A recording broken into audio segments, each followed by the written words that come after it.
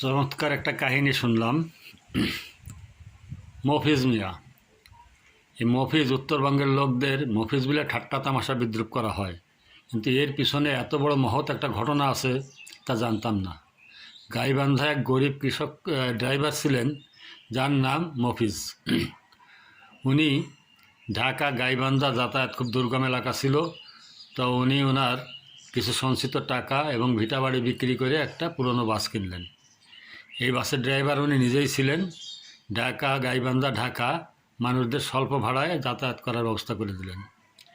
বেশ কিছুদিন পরে ড্রাইভার বয়সের ভারে দুর্বল হয়ে গেছেন। তখন উনি পুরনো বাসটা বিক্রি করে একটা নতুন বাস কিনে দিলেন এবং ড্রাইভার সুপারভাইজার নিয়োগ করলেন। কিন্তু ওই গাড়ির ড্রাইভার সুপারভাইজার সবার কাছ থেকে সমান ভাড়া নিত।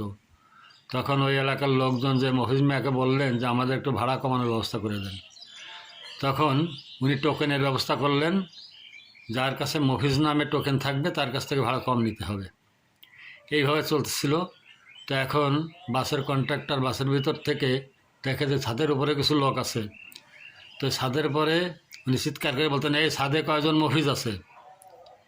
তো এই যে, এবং তাদের কাছ থেকে কম ভাড়া নেওয়া হতো। এত সুন্দর মহৎ একটা মানুষের কীর্তি আমরা কত ঠাট্টা তামাশা করে দেখি। আসলে দেশে এখন প্রচুর মফিজের দরকার।